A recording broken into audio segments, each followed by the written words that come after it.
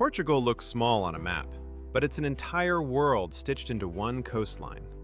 Empires and fishermen, sacred silence and late-night songs.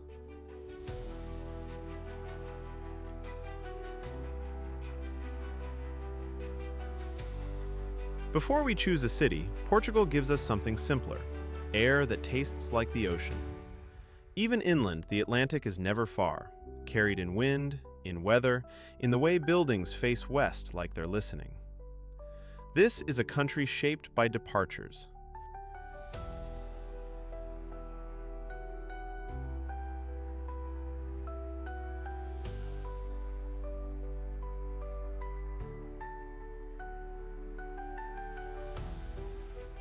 For centuries, ships slipped beyond the horizon, and what returned, spices, stories, grief, gold, left fingerprints on food, music, and the quiet pride of everyday life. And yet Portugal is not a museum. It's alive in small rituals. Coffee taken standing at the counter, bread torn by hand, conversations that begin like strangers and end like cousins. Our journey won't chase checklists. It will chase texture. Stone underfoot, steam from kitchens, the echo inside churches, the hush of a river at dusk.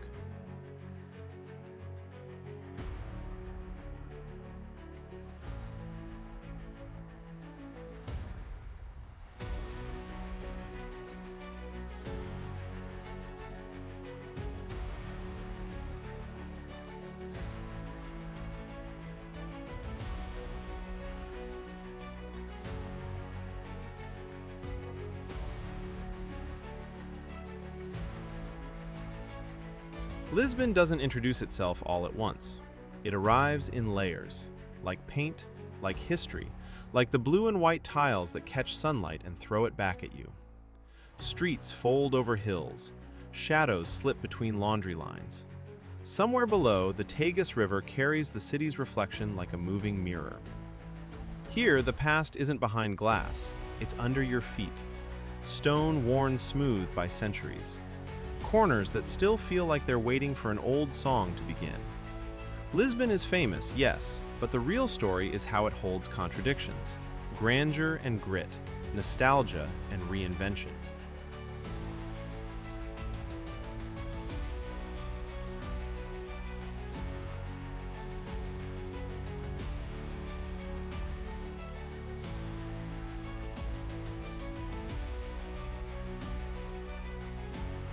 If you want the truth of Lisbon, climb.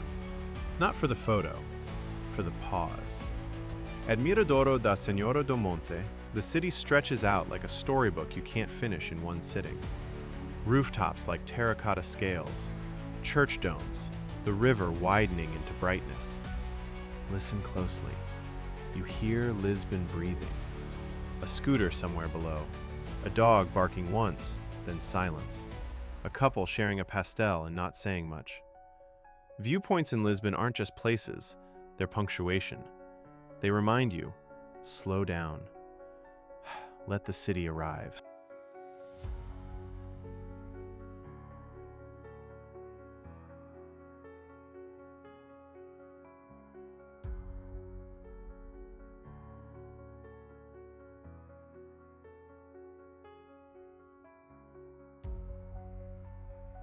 In Alfama, the streets are narrow enough to trap secrets, and at night, a different Lisbon appears, one that doesn't perform, it confesses. Fado isn't background music, it's a conversation with longing. A singer stands still, and somehow the room moves. People call it saudade, something between nostalgia, absence, and love that didn't get to finish speaking. You don't need to understand every word, you understand the feeling. It lands in the body first, a tightening in the chest, a warmth behind the eyes.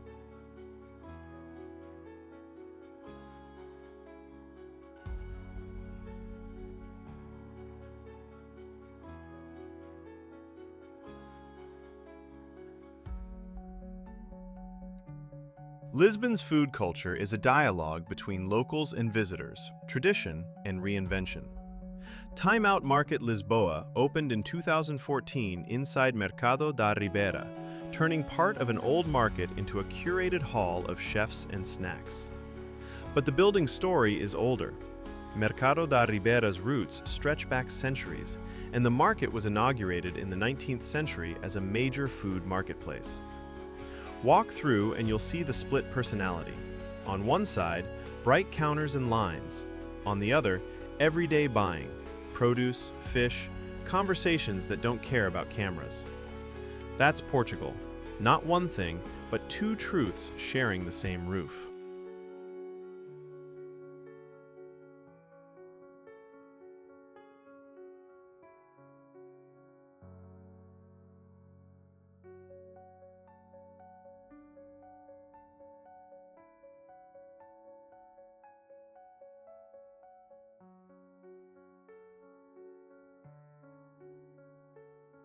Portugal tells stories in tiles, and nowhere is that more vivid than the Museu Nacional do Azulejo, housed in a former convent founded in 1509, where faith, art, and daily life once overlapped. Inside, the tiles aren't decoration, they're journalism. They document wars, saints, ordinary labor, and the changing taste of centuries, moving from the 15th century to the present in one quiet walk. Stand close and you see cracks like veins. Step back and the scene becomes whole. Portugal's history is like that too. Personal up close, epic from afar.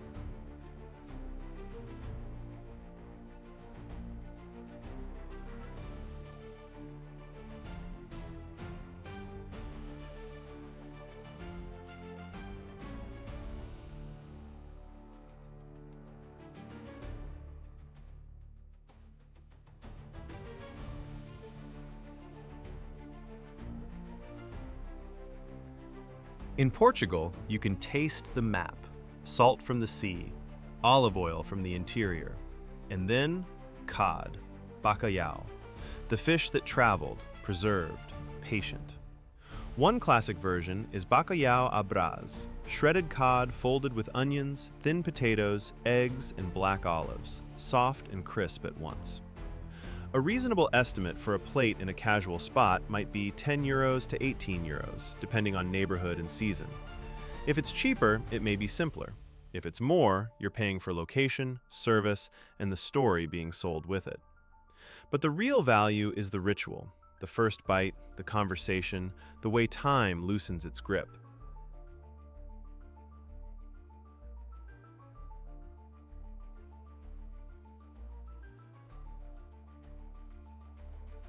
Then there's Marvila, a Lisbon that doesn't pose for postcards. Former industrial spaces, new studios, small breweries, art tucked into warehouses. It's not authentic because it's old. It's authentic because it's trying. You feel the city turning a page. Not erasing the past, reusing it. Concrete becomes canvas. Old rail lines become corridors of possibility. If you only stay in the center, Lisbon can feel like a beautiful stage set. Out here, you see the backstage, the work, the risk, the future.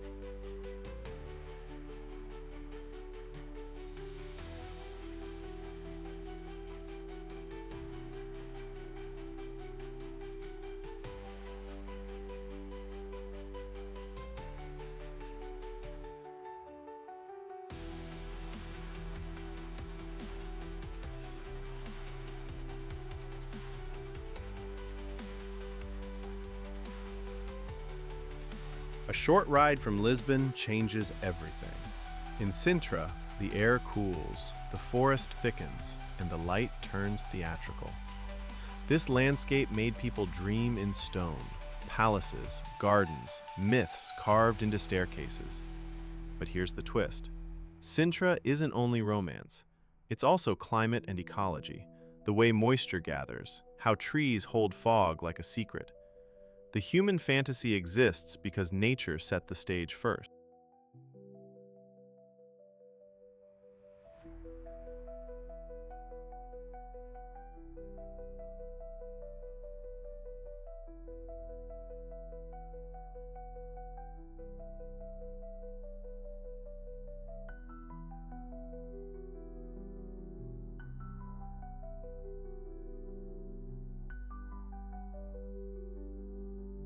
At Cabo de Roca, the Atlantic hits the land like a decision. Cliffs drop, wind pushes back, and you understand something Portugal has always known. The sea is not scenery, it's destiny. Stand here long enough and the mind quiets. You stop narrating your life. You just listen. The ocean doesn't care who you are, and strangely, that's comforting.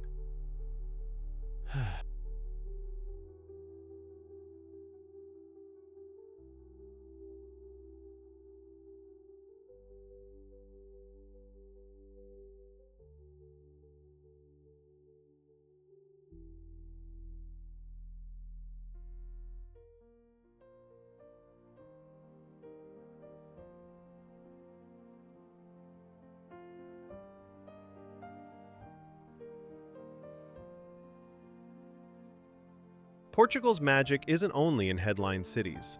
It's in the spaces between, where cafes feel like living rooms and time stretches longer than the road. Heading north, the landscape shifts. More green, more stone walls, more rain-softened color.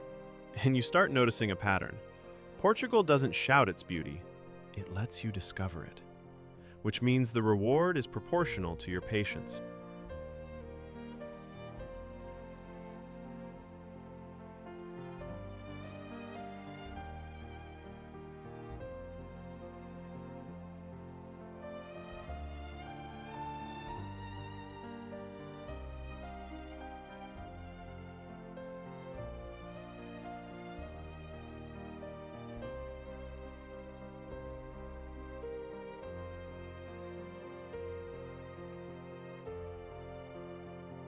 In Nazaré, the sea has a reputation. Some days, it's gentle. Other days, it's a force that rearranges your sense of scale. What matters for us is not chasing extreme moments. It's understanding the relationship. Fishermen, families, a town built facing something that can't be controlled. Portugal's coast teaches humility, and that lesson shows up everywhere else.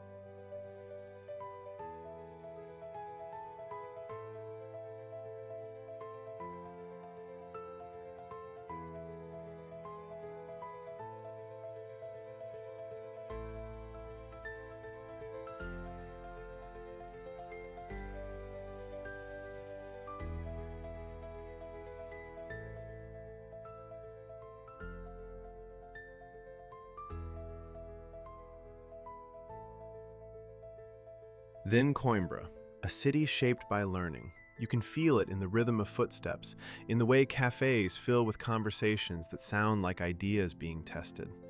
Education here isn't abstract. It's architecture, tradition, and identity. The city balances the serious and the playful. Stone streets and late-night laughter, old rituals and new lives beginning.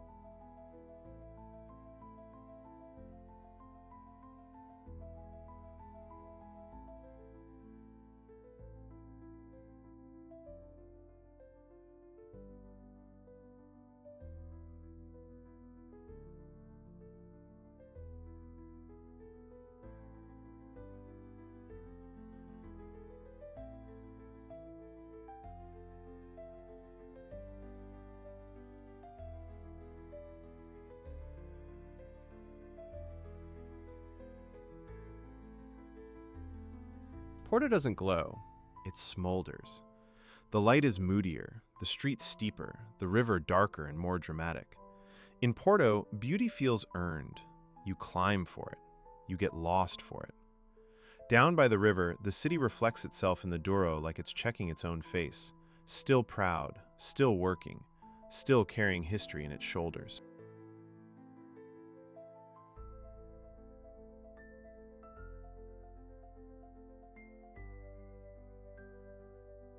At Mercado do Bolhão, you don't watch Portugal, you join it. Voices overlap, sellers call out prices. Fruit shines like it was polished by hand. The market is a social network without phones. This is where taste begins, not in restaurants, but in ingredients and opinions. And you realize something. Portuguese cuisine isn't only recipes, it's judgment passed down. How ripe, how salty, how long to simmer, when to stop.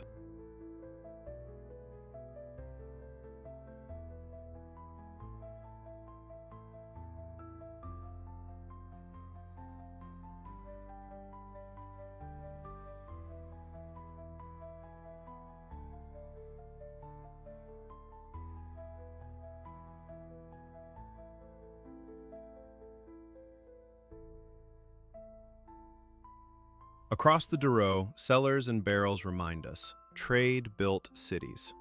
Porto's wine story is also a story of labor, export, and identity. The Douro Valley lies inland, terraced slopes shaped by generations, and wine that became a global language. The Douro region stretches roughly 60 miles inland from Porto. Sip slowly and you taste time, sun, grape skins, wood, patience. And behind it all, a river that kept moving no matter who was in power.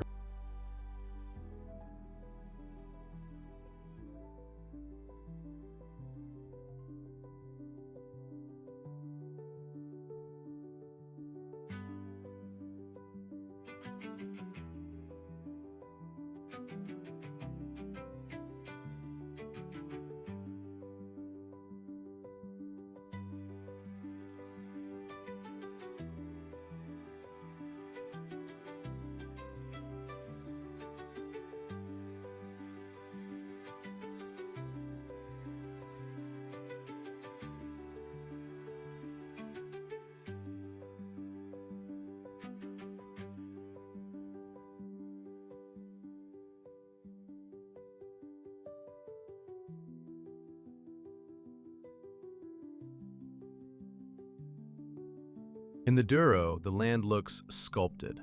Terraces step down toward the river like an amphitheater for weather. You see older stonework and newer cuts, proof that tradition adapts or disappears. Drive slowly, stop often. The beauty here is not one view, it's the sequence. Vine rows becoming geometry, a village appearing, then vanishing behind a curve. It feels like Portugal is teaching you how to look again.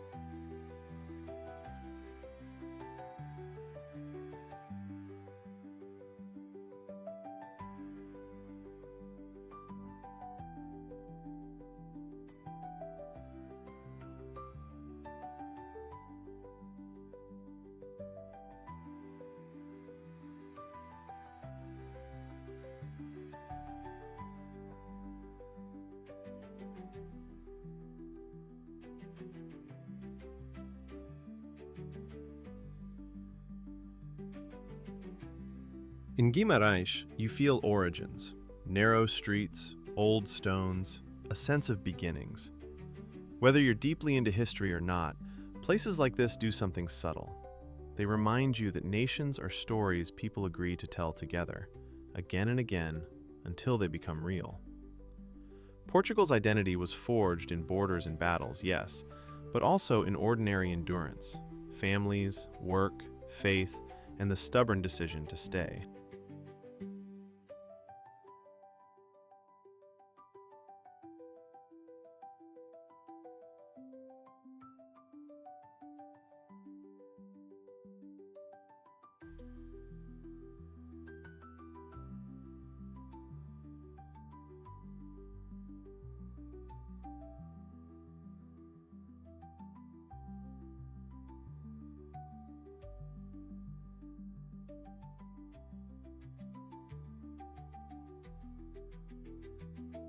In Braga, spirituality is architecture.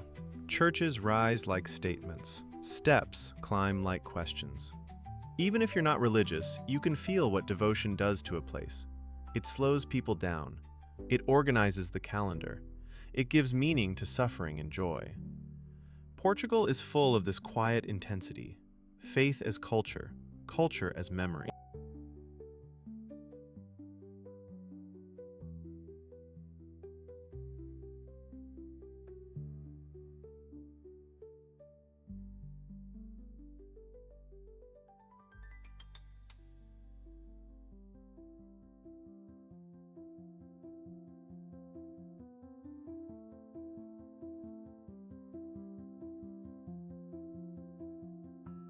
Then the north becomes green and untamed in Peneda Gerês National Park, where granite boulders sit like sleeping animals and water cuts through valleys with a calm confidence. This is a different Portugal, less maritime, more mountain. Villages feel older, not because they're frozen in time, but because modern life arrived here more slowly. You hear cowbells, wind, water, sounds that don't need translation. Nature here isn't just pretty, it's presence.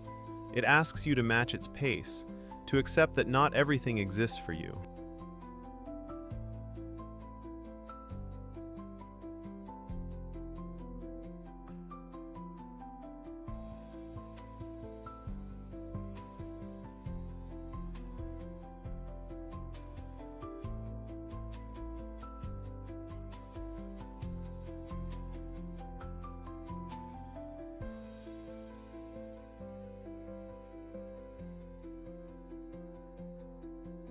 In Alentejo, Portugal opens up. The land is wide, the sky wider. Whitewashed villages appear like mirages, calm, geometric, sunlit. This is where you understand the Portuguese relationship with time. It's not rushed, it's accepted. Meals take longer, conversations wander. You stop fighting the day and start living inside it.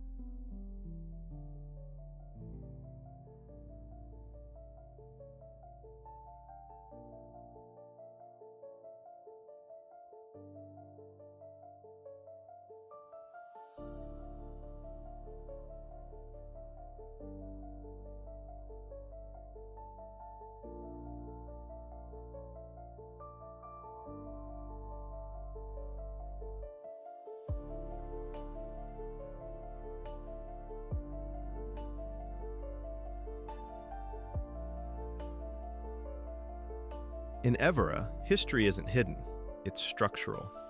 Roman traces, medieval layers, modern life threaded through it all.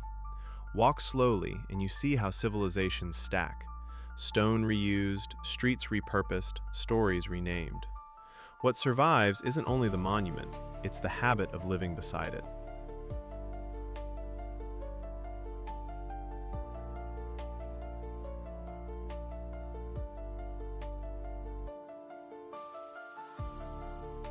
Now the coast becomes a pilgrimage.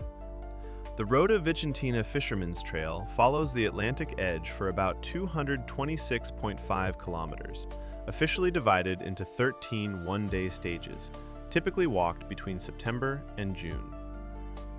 The path was shaped by fishermen. Practical routes turned into something almost spiritual. Sand underfoot makes every kilometer feel honest. Wind tests your balance. And the ocean, always there, keeps reminding you what's real.